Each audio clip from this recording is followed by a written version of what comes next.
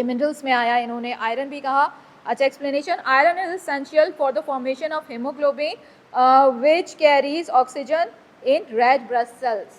अब ये सोचिए आप कि ऑक्सीजन आपके रेड ब्लड सेल्स के लिए जो है वो कितनी ज़रूरी है और आयरन इसमें क्या किरदार अदा कर रहा है। ठीक है, अगर हम ये वाला नहीं यूज़ करें पेपर, वाइट पेपर चांदी का, तो फिर आयरन किससे और गेन हो सकता है हमारे पास? नहीं नहीं, चांदी अलग चीज़ है, चांदी से आयरन का लिंक नहीं है। ठीक है, चांदी इज़ अ सेपरेट मेटल। यहाँ पे आयरन किससे मेरे दिमाग में आ गई, चांदी तो मैंने आप लोगों को बता दिया। ठीक है, iron is a different thing और चांदी is a different thing. Iron आप डिफरेंट चीज़ें इसकी सोर्सेज होती हैं जिससे आप इस्तेमाल करते हैं। कलेजी से आपको आयरन मिलता है। ठीक है, अगर आप आयरन की बात करें तो आपको कलेजी से आयरन मिल जाता है। ठीक है, और आपको डिफरेंट जो ऐसी फॉर्म्स होती हैं, रेड जो आप वेजिटेबल्स इस्तेमाल करती हैं, चुकंदर का आप इस्तेमाल करें, हाँ, सेब से मिलता है सबसे ज़्यादा आयरन। ठीक है, और चुकंदर का जो आप इस्तेमाल, जूस अगर आप लोग निकालते हैं, पता नहीं वेजिटेबल्स के जूसेस, तो वो चुकंदर का जो जूस होता है उससे आपको जो है वो आयरन मिलेगा। और बहुत सारी इस तरह की चीज़ें जो होती हैं, दवाएं आती हैं इसकी, जिस तरह मैंने अभी मुरब्बों और इसका तस्करा किया, तो आयरन के पूरे वो बने हुए होते हैं हलवे या इस तरह की चीज़, मुरब्बे मिलते हैं, वो इस तरह की चीज़ें लोग आयरन के लिए वो भी खाते हैं। जिनको बच्चों को शौक़ होता है कि वो और चीज़ें दवाएं नहीं खा रहे, तो भाई ये खिला दो, तो वो मीठा समझ के, कैंडी समझ के या ये समझ के जब वो खा लेगा, तो वो इस तरह की चीज़ें होती हैं। बहरहाल तो वो जो है वो खिलाई जाती हैं। तो आयरन के डिफरेंट होते हैं। चांदी एक अलहदा चीज़ है, वो मेरे जहन में आ गई कि मेटल के तौर पे या उसके तौर पे कि वो भी हम इस्तेमाल करते हैं, तो मैंने एडिशनली आपको बता दिया। Which mineral is electrolyte and plays a vital role in maintaining proper fluid balance in the body? Sodium, calcium, magnesium, iron, कौन सी ऐसी चीज़ है, मिनरल है जो इलेक्ट्रोलाइट है और बहुत ही वाइटल रोल प्ले करता है मेंटेन करने में, आपका जो फ्लूइड बैलेंस है इसको मेंटेन करने में? तो वो है आपका सोडियम। कहाँ से हासिल करते हैं? नमक से। ठीक है, बहुत सारे जो नज़ले के मरीज़ होते हैं, ख़ास करके जो छोटे बच्चों को भी जो डॉक्टर जो आपको देते हैं कि भाई इनको नज़ला, बच्चे को जो है वो साल भर का नज़ला रहता है मसलन, तो वो क्या कहेगा कि आपको सेलाइन के ड्रॉप्स देगा कि ये इसकी नाक में डाल दिया कीजिए। तो वो नमक की बाकायदा वो बनी हुई आती हैं और वो इस तरह से वो डालने के लिए, और नमक में बहुत ज़्यादा इलाज भी कहा जाता है इसका, नमक से गरारे करने के लिए कहा जाता है और भाप लेने के लिए कहा जाता है। डिफरेंट मेथड्स हैं तो सोडियम के डिफरेंट। तो sodium is an electrolyte that helps regulate fluid balance. ये क्या करेगा? फ्लूइड बैलेंस करेगा। ठीक है, फ्लूइड बैलेंस करने के लिए इसका इस्तेमाल किया जाता है and is essential for nerve and muscle function. लेकिन हाई ब्लड प्रेशर वालों को नमक ज़्यादा नहीं देना। ठीक है, और नमक उनके लिए नुकसानदेह हो सकता है, तो ये देखभाल के कि किसको देना है किसको नहीं देना। Which vitamin is essential for collagen? collagen का दोबारा नाम आ गया, प्रोडक्शन एंड वाउंड हीलिंग। तो कोलेजन जहाँ भी आएगा, मैंने कहा था किसका नाम आएगा? Vitamin B6, vitamin K, vitamin C या विटामिन E, तो विटामिन C का नाम आएगा। Vitamin C is vital for collagen synthesis, wound healing and maintaining healthy skin. ठीक है, आपकी स्किन अच्छी रखने के लिए भी बहुत अहम किरदार अदा करता है, इसलिए नींबू का इस्तेमाल किया कीजिए। ठीक है, और ऑरेंज, मैंने सुना है कि ऑरेंज जो है वो करने से भी आपकी स्किन बहुत अच्छी होती है, रेड होती है। ठीक है, वो स्किन के लिए। Which mineral deficiency can lead to muscle cramps and irregular heart rhythms? अब irregular heart rhythms हो रही हैं या मसल क्रैम्प हो रही है, तो फिर किसकी तरफ दिमाग जाएगा? पोटेशियम, जिंक, सेलेनियम, क्रोमियम, किसकी तरफ? पोटेशियम की कमी की वजह से क्या हो सकता है? आपने देखा होगा जो दरारें पड़ती हैं स्किन में, हम कहने लगते हैं स्किन क्रैम्पलिंग हो रही है या इस तरह की चीज़ हो रही है, तो वो किस वजह से हो सकती है? पोटेशियम की कमी की वजह से हो सकती है। Potassium deficiency can result in muscle cramps and irregular heart rhythms, as potassium is essential for muscle and heart function. Understanding vitamins and minerals is essential for maintaining overall health and preventing nutritional deficiencies. These nutrients play crucial roles in various body functions. अब जनाब हम आ जाते हैं food processing and preservation की तरफ। अभी तक हमने क्या चीज़ें कर ली? मिनरल्स कर लिए, हमने और चीज़ें कर ली, हमने कैल्शियम किया, कार्बोहाइड्रेट किया, हमने कोलेस्ट्रॉल, ये वाली चीज़ें की। अब हम आ जाते हैं फूड प्रोसेसेस एंड प्रिजर्वेशन की तरफ। पहली जो पिक्चर लगी हुई है इसमें आप देख रहे हैं कि फूड प्रोसेसिंग की हुई है, उनको प्रिजर्व करने के तरीके। अब प्रिजर्व करने के कुछ तरीके आप लोग जानते हैं दादियों नानियों के ज़माने से कि हम किस तरह किया करते थे। कुछ को हम खुश्क हालत में प्रिजर्व कर लिया करते थे, यहाँ तक कि हमने देखा कि हम गोश्त भी जो है वो क्या कर लेते थे? खुश्क यानी करके उसको और वो रख लेते थे, और वो जब बाद में जब हमें कभी इस्तेमाल करना होता था तो हम इस्तेमाल कर लेते थे। नमाज पढ़ने। हाँ, इसी तरह से अचार, अगर आपको याद हो या दादी नानी के ज़माने से आपने देखा हो कि अचार जो वो जार्स में भर के जो है वो हम उसे प्रिजर्व कर लेते थे। इस तरह के मुरब्बों का भी तस्करा हुआ, ठीक है, हिकमत की दवाएं, ऐसी बहुत सारी होती हैं चीज़ें जिनको हम प्रिजर्व कर लेते हैं। तो फूड प्रिजर्वेशन के बहुत सारे तरीक़े हैं, तो वो हम देख लेते हैं, इससे मुतालिक जो सवालात आते चले जाते हैं। What is the primary purpose of food preservation? To enhance flavour, क्या फ्लेवर इन्हांस करने के लिए, टू इंक्रीज न्यूट्रिशनल वैल्यू, क्या न्यूट्रिशन वैल्यू के लिए, to extend shelf life, to reduce food cost, ठीक है, या फूड कॉस्ट जो है वो रिड्यूस करने के लिए, तो शेल्फ लाइफ में इजाफा करने के लिए उनकी, कि ये जो हम एक मरतबा बना के रखेंगे साल साल ये हमारे काम आएगा। जिस तरह अचार के लिए कहा जाता है कि वो एक मरतबा बन जाए तो फिर वो काफ़ी अरसे तक आपका थ्रू ईयर्स जो है वो चलता है। The primary goal of food preservation is to extend the shelf life of food products, preventing spoilage and maintaining quality. Which food preservation method involves reducing moisture content to inhibit microbial growth and spoilage? कौन से food preservation method ऐसे होते हैं जो involve होते हैं जिसके अंदर रिड्यूसिंग मॉइस्चर कंटेंट, ठीक है, मॉइस्चर कंटेंट को रिड्यूस करना है। कैनिंग, कैनिंग का मरहला क्या होता है, किसी को पता है? कैन के अंदर, हाँ, उनको डब्बों के अंदर किसी को कैन कर लेना। ड्राइंग क्या होता है? सुखा लेते हैं। जिस तरह आपने अगर देखिए आज भी जो खटाई इस्तेमाल होती है, कैरी को सुखा के और वो सूखी खटाई यानी उसकी फांके जो है काट के और उसको सुखा लिया जाता है तो वो ब्राउन ब्राउन सी सूखी खटाई बन जाती है। फ्रीजिंग, फ्रीज करना, बर्फ़ के अंदर, ठीक है, रखना और इस तरह करना। फर्मेंटेशन, ठीक है, फर्मेंटेशन का मतलब होता है उसमें अफार पैदा करना। इसकी मिसाल कोई दे फर्मेंटेशन की। फर्मेंटेशन चीज़ तक यहाँ ही देखो, आटा इसकी सबसे अच्छी मिसाल है। खमीर पैदा करना, खमीर जिसे कहा जाता है, ठीक है, आटे के अंदर अगर आपने कभी देखा हो कि पुराना आटा रखा हो तो वो कहते हैं कि इसको फेंकना मत, इसमें खमीर पैदा करके फिर इससे क्या गुलगुले बनाए जाते हैं और मीठे होते हैं। दही होता है फर्मेंटेशन की मिसाल, ठीक है, दही जो है वो दूध के अंदर ऐसे डाल के फिर उसके अंदर डाला जाता है, उसमें वो बाकायदा पैदा किया जाता है। डबल रोटी ब्रेड अगर आपने बनती हुई देखी हो तो वो इतना छोटा सा पेड़ा बन के इतना सा यूँ रखा जाता है और ठीक है उसके अंदर वो डाला जाता है बेकिंग सोडा, तो वो क्या हो जाता है, इतना बड़ा पूरी ब्रेड इस तरह से फूल के वो बन जाती है। तो वो इस तरह से फर्मेंटेशन कराने का ये चीज़ होती है। ड्राइंग रिमूव्स मॉइस्चर, अब यहाँ पे ड्राइंग होगा क्योंकि हम खुश्क होने की बात कर रहे थे, तो drying removes moisture from food making it less conductive to microbial growth and spoilage. इसके बाद हम आ जाते हैं what is the role of pasteurisation in food processing. ये क्या होता है? एडिंग फ्लेवर्स टू फूड, क्या जो है ऐड जब हम करते हैं फ्लेवर्स फूड के अंदर उसको कहते हैं extending shelf life, shelf life extend करने के लिए इनहेंसिंग फूड कलर या फूड कलर को इनहेंस करने के लिए, रिड्यूसिंग फूड टेम्परेचर्स या फूड टेम्परेचर को कम करने के लिए। एक्सटेंडिंग शेल्फ लाइफ, ये शेल्फ लाइफ को इजाफा करने के लिए इस्तेमाल किया जाता है। It involves heating food to kill harmful microorganisms, thereby extending its shelf life, ठीक है, इसको हीट इतना किया जाता है कि इसमें से माइक्रो ऑर्गेनिज्म जो है उनको किल किया जा सके और उसके बाद इसकी शेल्फ लाइफ में इजाफा किया जा सके। मुख्तलिफ तरीक़े होते हैं जो सदियों से चलते चले आ रहे हैं और वो आज तक चल रही हैं। मॉडर्न एरा में भी उन चीज़ों को यूज़ किया जा रहा है उसी तरह। अच्छा जी, इसके बाद है which food preservation method, strong food, vacuum sealed container to prevent oxidation and spoilage, canning, pickling, freezing, vacuum packaging। तो ये vacuum packaging होगा डेफिनेटली। इसके अंदर क्या किया जाता है, एयर रिमूव कर दी जाती है और उसके बाद इनको इस तरीके से पैक कर दिया जाता है। Vacuum packing removes air from the container preventing oxidation and microbial contamination. Which of the following food preservation method relies on the use of high salt concentrations to preserve food? कौन से ऐसे method होते हैं food preservation methods होते हैं relies on the use of high salt? high salt के लिहाज से क्या याद आया? कुछ है दिमाग में दातियों नानियों वाली चीज़ें? क्या चीज़? खाने को फूड के हिसाब से, फूड में तुम नमक डाल रही हो ढेरों, अब बताओ नमक का इस्तेमाल खाने में फूड प्रिजर्वेशन की बात हो रही है ना और नमक का इस्तेमाल हो रहा है, कहाँ डाल दोगी इतना सारा नमक?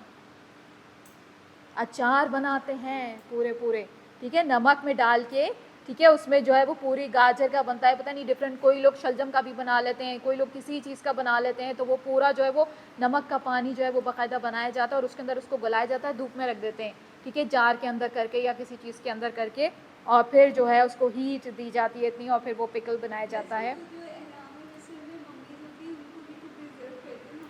हाँ, नमक के ज़रिए से वो डिफरेंट, हाँ वो चीज़ें होती हैं, वो अलग बात है। लेकिन अगर आपने शावरमा या कोई चीज़ खाई हो कभी, तो वो कहते हैं इसमें ये वाला पिकल नहीं डालना, इसमें ये वाला पिकल डालना, ठीक है, तो वो भी आप देख रहे होते हैं कि वो बाकायदा मिर्चें भी उन्होंने पिकल के अंदर डाली हुई होती हैं और वो इस तरह करके खीरा और डिफरेंट डिफरेंट चीज़ें उनके भी पिकल्स बनाए हुए होते हैं, तो वो रखे हुए होते हैं डिफरेंट डिफरेंट उनके पास। बहरहाल तो ये नमक के अंदर पानी होता है, सिरका विरका डाल के और इस तरह करके बनाया जाता है। पिकलिंग इन्वॉल्व, वो जायका आ रहा है मेरे ज़हन में, सारे जायके चल रहे हैं, ठीक है।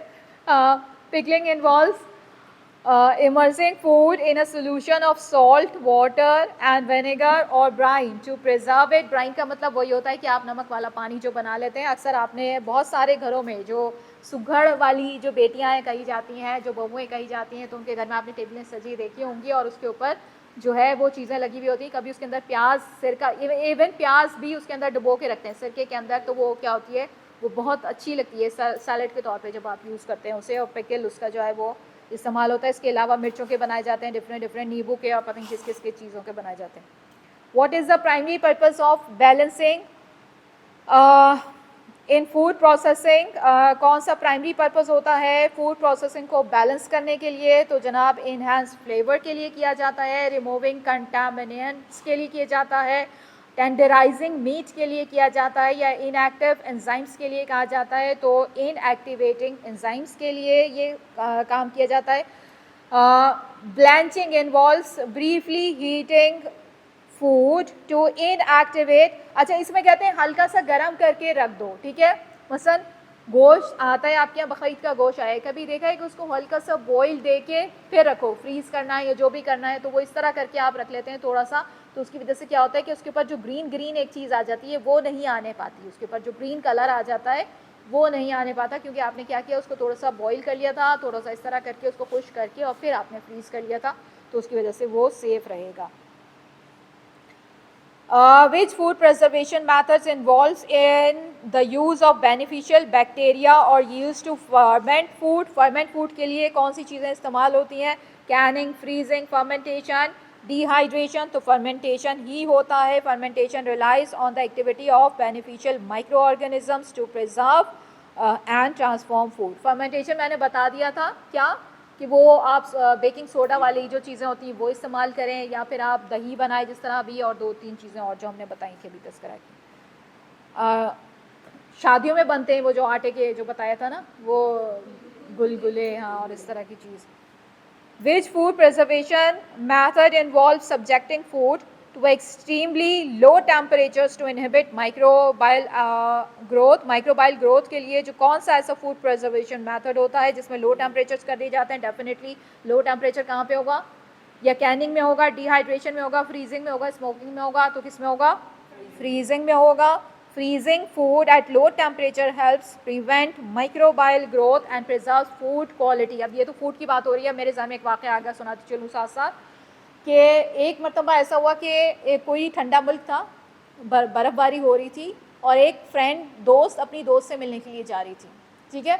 अब वो जाती है उसके घर, लेकिन उसके घर पहुंचने से पहले बर्फ़ इतनी ज़्यादा थी, उसकी गाड़ी जैम हो जाती है, कहीं आसपास उससे नज़र नहीं आता कि कोई हेल्प ले वो, और वो इधर उधर घूम रही होती है, और उसके घर, दोस्त का घर बिल्कुल नज़दीक, थोड़ा सा फासले पे होता है, इतना नज़दीक भी नहीं होता, लेकिन वो सोचती है कि अगर मैं किसी तरह वहाँ तक पहुँचने में कामयाब हो जाऊँ तो मैं पहुँच सकती हूँ, ठीक है। वो कोशिश करती है, वो निकलती है और उसके घर के बाहर ही और इसी तरह फ्रीज़ हो जाती है, यूँ करे बैल तक हाथ ही नहीं जाता, यूँ बस यूँ ही फ्रीज़ हो गई। अब वो लड़की जिसका घर था दोस्त, वो किसी काम से बाहर निकलती है तो देखती है उसकी फ्रेंड सामने खड़ी हुई, फ्रीज़ हुई भी खड़ी हुई होती है। अब उसके लिए बड़ा ही अजीब सी सिचुएशन होती है कि मैं क्या करूं, ठीक है, इसके लिए। तो वो सोचती है कि मैं किसी तरह, मेरी बेस्ट फ्रेंड, मुझे इसको बचाना है, मुझे इसको बचाना है, किसी भी सूरत मुझे इसको बचाना है। तो फिर अब क्या करना है? अब वो कहती है कि उसको गाड़ी में डालना है, लेकिन गाड़ी में उसको बिठा नहीं सकती, कुछ नहीं, इसलिए कि अगर ज़बरदस्ती बिठाने की कोशिश की तो इसकी हड्डियाँ टूट जानी है, ये फ्रीज़ हो चुकी है, जमी हुई है, ठीक है। तो अब उसको बड़ी मुश्किल से वो कैसे यूँ लेटाल के यूँ उस अकड़ी हुई बॉडी को पूरा जिस तरह भी वो होता है वो लाती है अपने ट्रक पे या जो भी उसकी चीज़ होती है उसके पास, और वो करीबी हॉस्पिटल लेके जाती है। हॉस्पिटल वाले जल्दी जल्दी उसको ब्लैंकेट डालते हैं, गर्म करते हैं, कुछ ऐसा वो करते हैं, और उसकी जो बर्फ़ पिघलती है वो सब करती है। तो उसकी आइस तक जो जम गई थी, जो सब हो गई थी, दोबारा से उसके अंदर ज़िंदगी पलट के आती है। तो ये वाली सिचुएशन जो होती है कि फ्रीज़ जो एक ये तो खैर रियल लाइफ का एक स्टोरी थी जो मैंने कहीं पढ़ी, कहीं देखी, और बाकायदा एक रियल लाइफ का वाक़या था।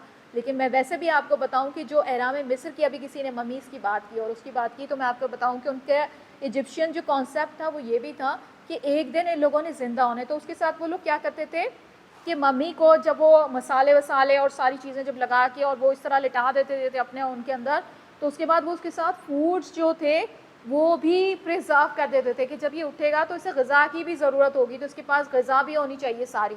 तो बहुत सारी ऐसी चीज़ें निकली हैं जिनको बाकायदा जो है वो प्रिजर्व कर दिया गया था उस वक्त के लिहाज से, जो भी चीज़ें लगा के वो फूड को प्रिजर्व किया करते थे, ठीक है। और बहुत सी मरतबा अगर हम अपने दीन के हिसाब से आ जाएँ और अपनी होली बुक के हवाले से आ जाएँ तो उसमें भी ये चीज़ मौजूद है कि जो वाक़यात आप पढ़ते हैं नबियों के, हज़रत उज़ैर अलैहिस्सलाम का वाक़या किसका वाक़या है कि जो थे वो उनका खाना था साथ, उनका गधा था, और उसके बाद क्या हुआ कि वो सो गए, 100 साल के लिए वो सोते रहे, और फिर जब वो उठे थे तो क्या हुआ था, अल्लाह ताला ने पूछा तो तुम कितनी देर सोए, तो उन्होंने कहा कि मैं चंद कुछ देर के लिए सोयाऊंगा, जैसे दोपहर में सोया था शाम हो गई या इस तरह। तो उन्होंने कहा तुम 100 साल तक सोते रहे। तो उन्होंने कहा ये कैसे हो गया, ये कैसे मुमकिन है। तो कहा कि ज़रा अपने चीज़ों की तरफ देखो, गधे की तरफ देखा, उसकी हड्डियाँ पड़ी हुई थी, खाने की तरफ देखा वो किस तरह हो चुका था, फिर उन चीज़ों में दोबारा जान पड़ी, दोबारा से वो ज़िंदा हुए, वो सब चीज़ें। तो ये वाली चीज़ें, अब मुझे नबी का नाम अगर मैं मिस आउट करी तो प्लीज़ मुझे वो कर दीजिएगा, लेकिन ये वाक़या बहरहाल ये वाक़या मैंने क़ससुल कुरान से ही मैंने ये वहाँ से लिया है। तो ये मतलब इस तरह की चीज़ें हमारे दीन में भी मौजूद हैं कि जो प्रिजर्व करने का, अच्छा फूड प्रिजर्व करने का जो सबसे पहले जो अगर आप सुनेंगे तो वो हज़रत यूसुफ़ अलैहिस्सलाम से भी आएगा कि जब हज़रत यूसुफ़ अलैहिस्सलाम के ज़माने में क्या हुआ था, कुछ याद है कि उनके ज़माने में उन्होंने ख्वाबों का उनको कहा जाता है, दूसरी जो होली बुक्स हैं उनके अंदर भी क्या कहा जाता है, किंग ऑफ ड्रीम्स, यानी जोसेफ, प्रॉफिट जोसेफ को जो है उनकी बुक्स में भी, यानी कि इंजील और ज़बूर और जो तस्करे उनके भी दूसरी किताबों के अंदर, हमारे कुरान शरीफ में भी जब आता है तो हम जब कहते हैं अपनी दादी और नानियों से भी सुनते चले आए कि जब ख्वाब किसी को आपने देखा और सुना रहे हैं तो उनसे कहिए हज़रत यूसुफ़ अलैहिस्सलाम की तरह हज़रत इस ख्वाब की ताबीर हो, ठीक है, ये कह के और फिर ख्वाब अपना शुरू किया जाता है। तो उनको ख्वाबों की, उनके दौर में ये होता था, ये मौजज़ा था कि लोग ख्वाबों की ताबीर में बड़े आगे निकल चुके थे। तो उनके वक्त के बादशाह ने ख्वाब देखा कि 7 मोटी गायें जो हैं वो मौजूद हैं और 7 पतली गायें आई हैं और उनको निगल रही हैं। तो ये ख्वाब का क्या ताबीर है ये समझ में नहीं आ रही थी। जो उनका वो था, जो उनका नौकर था, ग़ुलाम, वो मौजूद था, उसको याद आया मेरे साथ एक कैदी था वो वहाँ ज़िंदान में, और वो जो था वो ख्वाबों की ताबीर बताया करता था। तो वो जल्दी से बताता है कि एक कैदी है वहाँ से, उसको बुलवाइए, उसको ख्वाबों की ताबीर आती है। तो हज़रत यूसुफ़ अलैहिस्सलाम को बुलाया जाता है, फिर वो बताते हैं कि इस ख्वाब की ताबीर यह है कि कहत आने वाला है, अभी फसल बहुत, मोटी गायों का मतलब है फसल बहुत अच्छी होगी अभी, और पतली गायें जो उनको निकल रही हैं इसका मतलब है कि आने वाले वक्त में कहत आने वाला है। तो फिर फूड को क्या किया जाए, प्रिजर्व, अभी जो होगा इस फूड को आपने प्रिजर्व कर लेना है। प्रिजर्व करने का मतलब है कि जब कहत का ज़माना है तो फिर निकाल के इसको इस्तेमाल किया जाए। तो वो उसको इस्तेमाल कैसे किया जाएगा वो अल्लाह ताला ने उनको इल्म अता किया था कि भाई जो है वो उस वक्त के लिहाज से, पता है अनाज जो है वो प्रिजर्व करना कितना मुश्किल होता है, उसमें पानी लग सकता है, उसमें कीड़ा लग सकता है। तो उसको ज़मीन से उठा के ऐसे गोदाम और ऐसी स्टोरेज करनी थी, और उसमें उन्होंने कहा कि पूरी की पूरी बालियाँ समझते हो क्या होती हैं, गंदम की बालियाँ, पूरी यानी उसकी झाड़ जो इस तरह की पूरी एक वो होती है, वो लेके और उसको उसी तरह से सेव करना था, ठीक है, और फिर जितना इस्तेमाल करना था वो उनके दाने निकाल के फिर उनको पीस के फिर वो इस्तेमाल करने थे, इस तरह करके तो वो इस्तेमाल होते हैं। तो वो पूरी की पूरी जो है वो उसके अंदर सेव कर दी गई थी, और फिर जब वक्त ज़रूरत पड़ता था तो उसमें से निकलती थी और वो इस्तेमाल होता था। बहरहाल तो ये वहाँ से नबियों के क़िस्से और फूड प्रिजर्वेशंस और बहुत सारे मिस्र के ज़माने से और बहुत सारी चीज़ों से भी ये हमें मिलते हैं, ग्रीक फ़िलासफ़ीज़ और इनसे भी, तो फूड प्रिजर्वेशंस वहाँ से भी आती हैं हमारे पास। तो ये और मॉडर्न टेक्निक्स में भी आपके पास आ गई, जब आप कैन या कोई भी चीज़ यहाँ से आप ट्रांसफ़र करते हो तो फ्रेश शक्ल में भी आप ट्रांसफ़र कर सकते हो, आप फूड प्रिजर्व करके भी एक जगह से दूसरी जगह, आपका कोई प्यारा रह रहा है कनाडा में रह रहा है, कहीं रह रहा है, आप उसको भेजना चाह रहे हो कोई चीज़ यहाँ से, तो आप उसको भेज सकते हो। तो ये सारी चीज़ें आपने देखी फूड प्रिजर्वेशन के हवाले से। What is the primary purpose of adding preservatives to food products? कौन सी ऐसी primary purpose है जो ऐड करते हैं आप adding preservatives to food products? इसमें पहला है to improve taste, to enhance color, to extend shelf life, to increase nutritional value, definitely to extend shelf life उसकी बढ़ाने के लिए preservatives are added to food to prolong shelf life by inhibiting microbial growth and preventing spoilage। ठीक है, ये 10th आज हम कर लेते हैं, यहाँ तक लास्ट आपका रह जाएगा, ये आप खुद कर लीजिएगा, फूड एडल्ट्रेशन। बस इसके लिए मैं थोड़ा सा आपको सिर्फ हल्की फुल्की बात बताती चलूँ कि आजकल बहुत ज़्यादा फूड एडल्ट्रेशन बढ़ गई है। ये सिर्फ हमारे यहाँ ही नहीं है, ये दूसरे ममालिक में, दूसरी कंट्रीज़ में भी है। और इसमें क्या होता है कि आप इंजेक्ट करते हैं और उसको फ्रेश करने की कोशिश करते हैं। फ़िश के हवाले से इसके अंदर सवाल मौजूद है कि फ़िश के अंदर जो है वो कौन सा जो केमिकल है वो इंजेक्ट किया जाता है, जिसकी वजह से उसको फ्रेश करके दिखाया जा रहा होता है जो सेहत के लिए हार्मफुल है। एडल्ट्रेशन का मतलब आप लोगों को पता है बुरी बात, बुरी हरकत करनी, तो फूड के साथ भी ये काम हो रहा है।